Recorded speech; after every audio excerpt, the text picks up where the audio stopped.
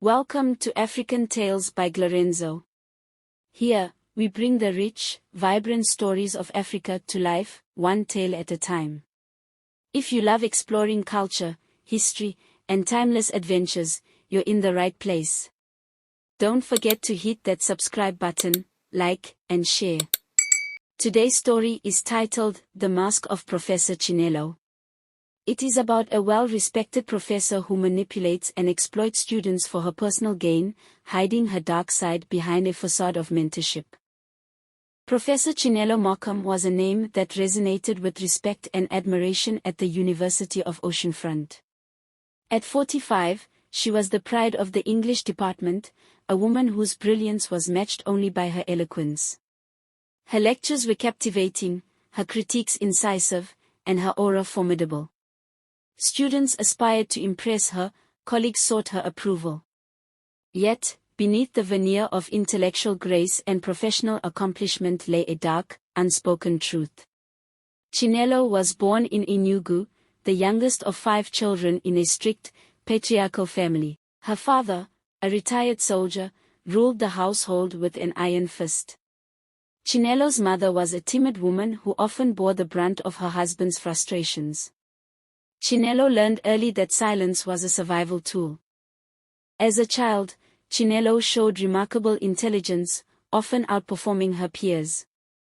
Her academic prowess earned her admiration from teachers but disdain from her siblings, particularly her brothers, who resented her for outshining them. Her father, a man who believed in traditional gender roles, frequently dismissed her achievements. "What's the use of all this book knowledge?" he would say. "You'll end up in a man's kitchen anyway."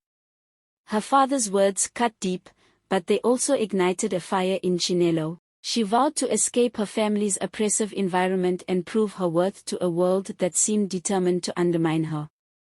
Chinelo's journey to independence was fraught with pain and betrayal. In her first year at university, she experienced the dark side of power dynamics. A male lecturer, impressed by her essays, offered to mentor her. Chinelo, eager for guidance, accepted his offer.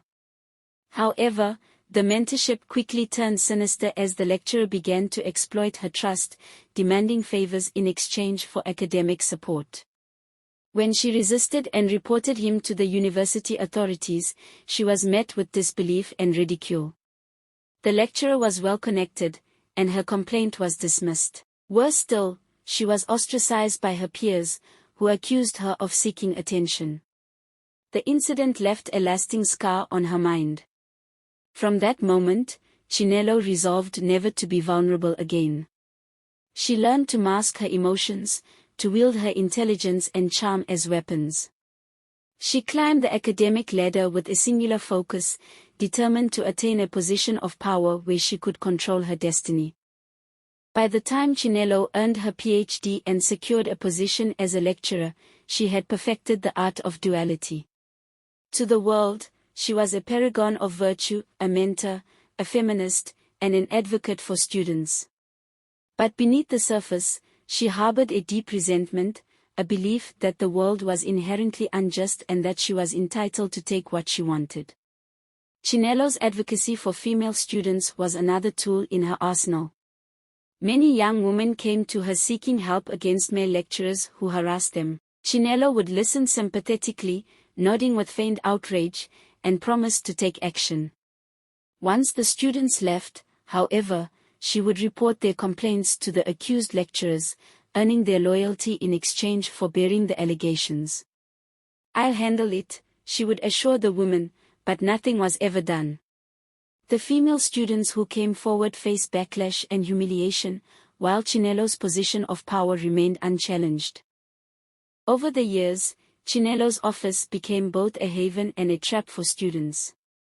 There was Timothy, a shy second-year student whose only mistake was excelling in a class project. Chinelo praised his work, inviting him to her office under the guise of mentorship. Over weeks, the meetings became increasingly personal until she made her intentions clear. When Timothy resisted, she began marking him down on his assignments, forcing him to retake the course.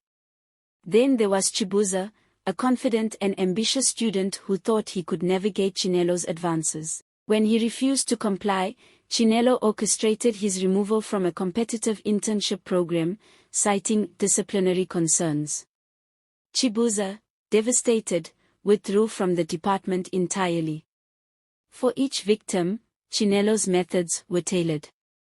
Some were silenced with threats, others with academic sabotage. No one dared to challenge her publicly, knowing her reputation and connections made her untouchable. Desmond, however, was different. A final year student with a strong sense of justice, he refused to bow to her will.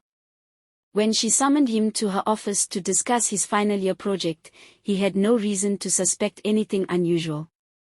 But the conversation quickly shifted from academics to personal matters. "You're very talented, Desmond," she said, her tone warm. "I see a lot of potential in you. I can help you achieve great things." Desmond thanked her politely but grew uncomfortable as her compliments became more direct. When she finally made her intentions clear, he declined firmly but respectfully. Her demeanor shifted instantly. "You think you can reject me and still succeed here," she said, her voice cold. "You'll regret this." Desmond knew the risks but decided to report her. His initial attempts were met with skepticism. The Student Affairs Division dismissed his complaint, citing a lack of evidence. Determined, Desmond began recording his interactions with Chinelo, capturing her threats and inappropriate remarks. He also reached out to other victims, though most were too afraid to come forward. Weeks turned into months as Desmond faced mounting challenges. His assignments were marked harshly, rumors spread about his motives, and even his friends distanced themselves. Frustrated but undeterred, Desmond contacted a journalist from a prominent national newspaper. The journalist, moved by Desmond's story, agreed to investigate. Together, they gathered evidence and testimonies, crafting a damning exposé. When the story broke, it caused a nationwide uproar. Students protested, alumni voiced their outrage, and the university was forced to act. Under immense pressure, the administration launched a formal investigation. Desmond presented his evidence to the disciplinary committee, enduring grueling questioning and attempts to discredit him. But the weight of the evidence, recordings, testimonies, and the exposé was too much to ignore. Chinelo's carefully constructed facade crumbled. She was dismissed from her position, stripped of her titles, and faced legal consequences. For Desmond, the journey had been painful and isolating, but his courage inspired others to speak out, leading to systemic reforms within the university. As for Chinelo, her story became a cautionary tale, a reminder that even the most respected figures could harbor dark secrets. Her troubled past, while shedding light on her actions, could never excuse the harm she inflicted. And so, the mask of Professor Chinelo Mokum was finally removed, revealing the dangerous predator beneath.